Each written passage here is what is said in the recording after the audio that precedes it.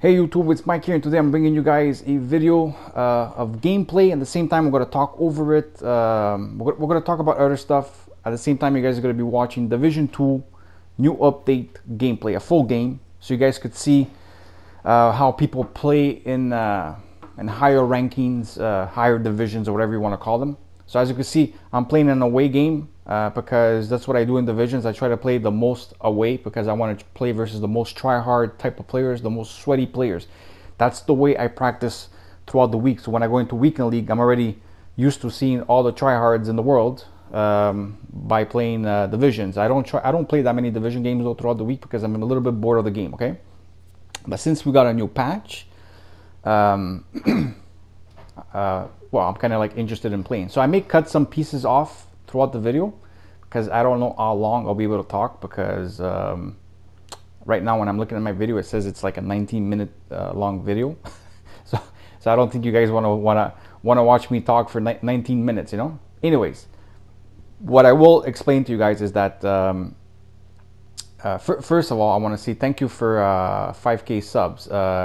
Today, I think it was today or yesterday night, whatever it was, the channel hit 5K subs, so I'm very thankful for that. The reason why, like I said, you guys will watch the gameplay. We'll talk about a few other stuff. Some has to do with FIFA, some will not. Like for example, now I'm thanking you for the 5K sub, so that has nothing to do with FIFA. No way saying that it's my YouTube channel. I thank people for that because I never expected to reach that high, because when I first started, it was from the NHL series, and it was just based on a challenge from somebody that I knew that told me, hey look, let's see if you can get 1,000 views on a YouTube channel, you know. And basically that's the way it started off, by a challenge. You guys can't even see my first videos because I deleted them because they were really bad. My first video, I'll never forget it though, was based on NHL, and I can't even remember what I was talking about. It was very bad. Anyway, saying that was very bad. Like I didn't know what the hell I was doing, and I think I got like 6 views, and I told myself, wow, I don't think I'm ever gonna get 1,000 views.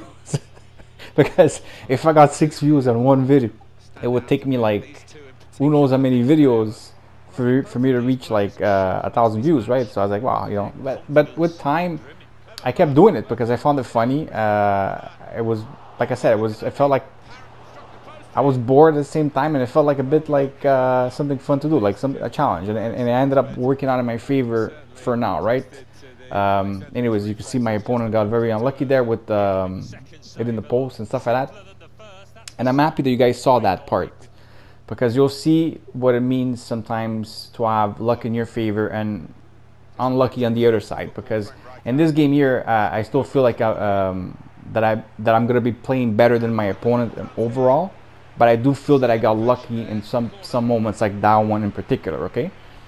Now, the reason why I'm going to talk about this while we're watching that part, while we're watching the gameplay, is because in my last video, not my last video, but the video before, I talked about skills and about how deep he is on, you know, stuff like that, and there was one comment that I will reply in this video on it, because that comment there, I'm fed up of hearing it. People always say the same freaking thing. You know, like I talked about AA skills having 20 shots and the opponent having 1 shot, and AA skills lost 1-0.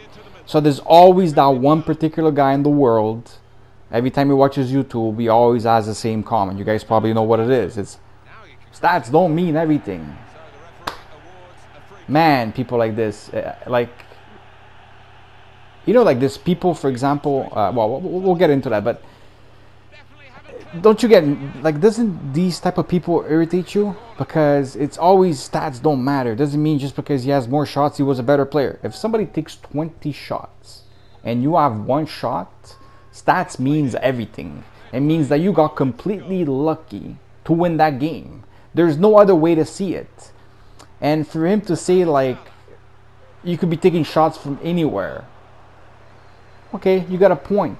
You think skills that he's a Division 1 player, a guy that finishes 30-0 on a couple of times this year on weekend league, top 100, who knows how many times, just takes shots to take shots? You think what? He's taking shots with his goalie, like from one side of his like where do you think he's taking these shots from? You know what I mean? I want to ask that particular guy, where do you think he's taking his shots? That's a nice goal, by the way.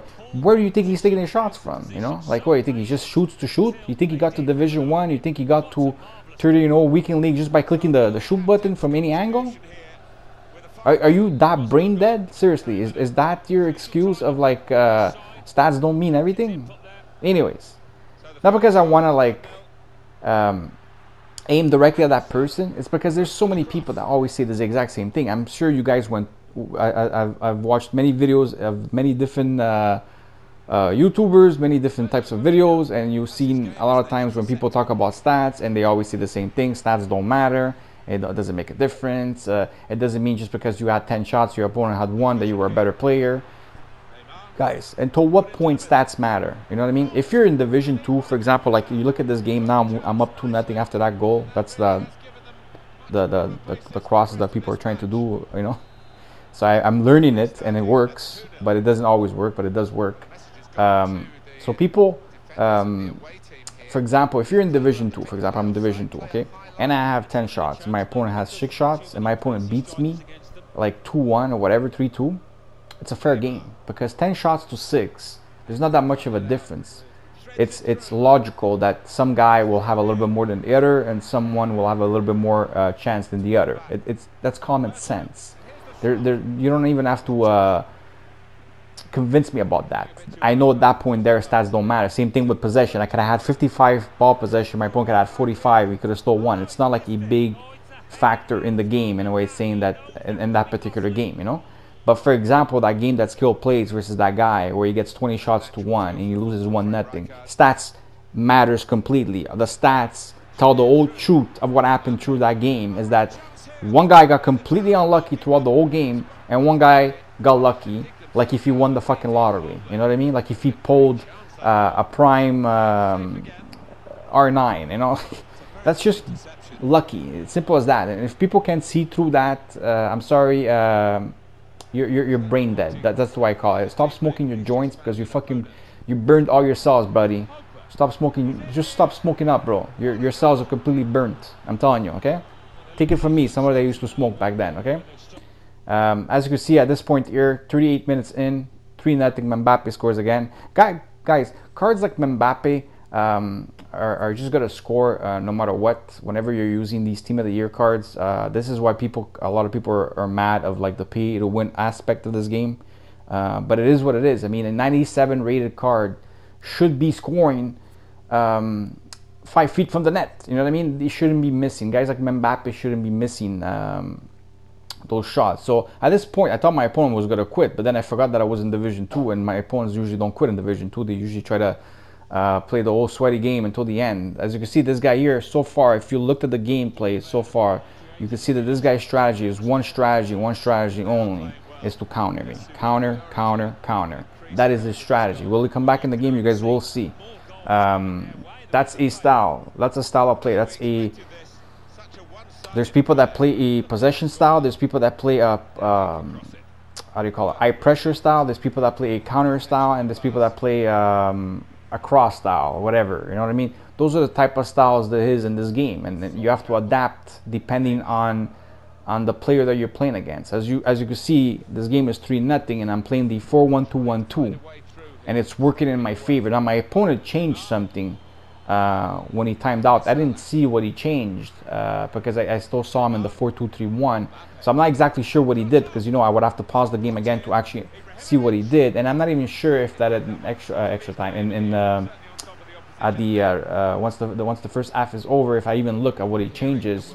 But I do feel like he changes something, because you'll see when the second half starts, I start feeling more eye pressure from him, or maybe he's playing a different formation, whatever it was. I just felt like he was stuck to my players in the back. So he definitely hired his depth, or whatever it is that he did, to create eye pressure. Okay, now I want to explain something to people about eye pressure, because I think a lot of people, they think automatically when someone is pressuring your eye that they have constant pressure, and this is complete false, guys. I'm going to explain to you exactly what tactics you have to use for your players to actually pressure higher. Okay, first of all, if you're in the 4-1-2-1-2, and you want to pressure your opponent higher, okay, it's not going to work. Okay, you can put constant pressure, but your pressure will always be in the middle because it's a 4-1-2-1-2 narrow. Okay, so if you want to put pressure on a left back, right back, you're going to have to play like a 4-3-3 formation or a 4-2-4 formation. You're going to have to play formation with wingers. You know what I mean? Like, you have to play a formation that has at least 3 players up front, you know, like a striker, a left wing, and a right wing. Or, for example, the one I like is the 4-2-4, where you have 2 strikers in the left wing and a right wing, okay? And then you put your depth very high. You put it very, very high, guys. When I mean high, not 107. 7 will be the minimum. Usually you want to put it 8, 9, okay? That is whenever you feel like you need to come back in a game. That's a strategy that a lot of people use. Now, some people use this strategy at the beginning of a game to see if they could make the player choke. In a way, saying because a lot of people are not used to pressure, and whenever they get pressured, they feel like they're choking, and they don't know what to do. They start fucking. My opponent, see, he does come back here, 3-1. He scores a goal with Salah. I think it was with Salah. People can't handle pressure, so some people start off right away with that strategy, just to see if you're able to outstand the pressure, okay? Some people are able, some people are not. Now, the higher you play in divisions, the more you start noticing this, the more you start understanding how to play against it. And you will see that I do switch into the 5-back formation for this. And when I play the 5-back formation, I have my left back and my right back that play as wingers. So if you're going to see when someone pressures me, my width is going to be way wider with my left and right back, that it's going to create more space for me to counter the high pressure against me, okay? So reason why I'm explaining this to people is because I know a lot of people are very like they don't know how to counter this, and also don't know how to pressure. Because I've seen a lot of people like, I don't understand why my opponent is pressuring me for 90 minutes on constant pressure and he's not tired. He's not constant pressuring you. He's just high depthing you. He's basically putting a formation, like I said, that has wings and he's putting himself high depth, so that, let's say he puts pressure on every touch and he puts high depth. Your players are his wingers, his attackers are in your defense's faces, okay? And that's what it is. That's what people I guess are mistaken by. They believe it's here. I almost fuck up. See, I got lucky here where I get unlucky with my head, because he was supposed to clear the ball, and then I got lucky that Mbappe doesn't score. So as you can see here, I'm doing some subs on. I'm putting some subs. I'm removing Rijkaard. Now, the reason why I remove Rijkaard and I remove Ibrahimovic is because for this style that I need to do right now is more like a counter style, because my opponent is trying to like high pressure me now. So at the beginning of the game, he was trying to counter me, and now he's trying to high pressure me. So that's why I changed to 5 in the back, to have a little bit more width in the back, so I could play around with the ball a bit more. And I put some quicker guys, like I removed Rijkaard because he's a little bit slow. He's not super slow, but he's a little bit slow. And I put one of my left backs, I can't say the guy's name correctly, but you know what I mean. He's the left back that I was using a lot. I put him as my central back in the middle because I know he's very, very quick. And I put Promise up front because he's way quicker than Ibra, because Ibra is a nice card and all that, but you know what? He doesn't have low stamina, and he's not quick. He's 6'5". He's not gonna be a quick player. Okay. So at this point, as you can see, you see my left back all the way over there, and my right back. You see how much width my team has, how they're spread. That's what you want to do to counter high pressure, because it gives you a lot of like I play my wings a lot, you know, like I told you, my left back and my right back are like left wing, right wing, or left mid, right mids. That's how they play. And the reason why I do that is because I have 5 in the back, so I know that I could focus, I could be good defending with my 3 central backs, because I have Rio Campbell that I really don't want him no more on my team, and the other guy that I ended up subbing in that I just can't say his name, as my 3 central back, and they're gonna be always there for me, so I'm always gonna have 3 in the back, right? So just to let you know that when I play the 5-1-2-1-2, my left back and right back, they're on balance overlap, okay? So they always stay on those widths. So for people that want to try the 5-2-1-2, it works very, very well when someone is trying to high pressure you, okay? And if you want to pressure your opponent, remember guys, you got to play with high depth and play something that has wings, you know, like 4-3-3s, or like the one I particularly like, the 4-2-4, those type of formations, or the 4-2-2 works very well also if you want to high pressure your opponent. Anyways, yeah, I lost my my mind, like what I was gonna say. But anyways, we were talking about the gameplay. We ended up talking about stats and stuff like that, and you know, like I know a lot of people come across these type of people that always say the same thing about stats don't matter, and it does. You know, there's games where stats don't matter because they're very even, or for example, like I said, if somebody has 10 shots, the other guy, even if he has like 5 shots, it doesn't tell the whole story. I agree with that. But when somebody has 20-1, guy, if you think the stats don't matter, you don't know, you honestly don't know what's happening, because that guy there does not deserve to win. That guy there just got lucky, and it's gonna happen because in this game, especially after the patch, the RNG is even bigger than it ever was, because the skill gap is even smaller now. And the reason why it's even smaller is because, for example, I'm playing Division 2. So far, I played 3 games only in Division 2. Only 3 games. I have won one, this one, I lost one, and I drew one, okay? And then I played three more games versus friends. One guy was a Division 3 player, and one guy that I played him twice was a Division 4 player. And believe it or not, he beat me once, okay? So a Division 4 player beat me. Division 3 player didn't beat me. I beat him. And in Division 2, I only lost one, won one, and drew one, okay? That's just an example to show you that the skill gap is smaller than it was. And this is why I think that when we play the weekend league, they should really remove your win ratio. And it shouldn't be, your results shouldn't be based on how many wins you have. It should be based on a skill rating, because when you get matched up versus higher people, your chances of losing are higher, right?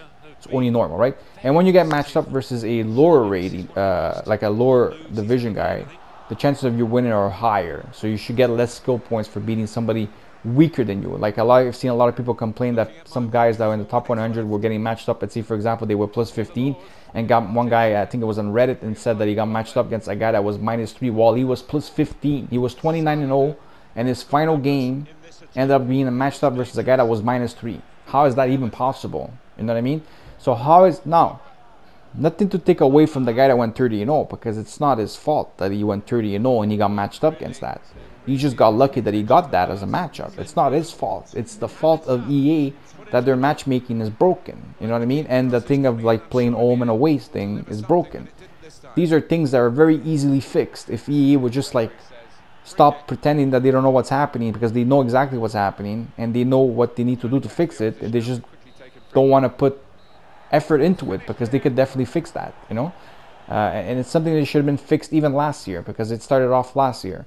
Anyways, like I said, I believe if we remove the win ratio, for example, like a guy could go 25-5, you keep the 30 games, but if a guy goes 25-5, could probably still hit top 100 based on who he played throughout that weekend league, based on skill rating. Like here, as you can see, I got my division points, and that's my skill rating. So my skill rating is 2208. You know what I mean? So when you look at top 100, they have a skill rating also next to them, you know. And I would rather see the skill rating than the amount of wins. I think that would actually determine your ranking way better than the guy that got lucky and got matched up against weaker opponents throughout his 30 game run.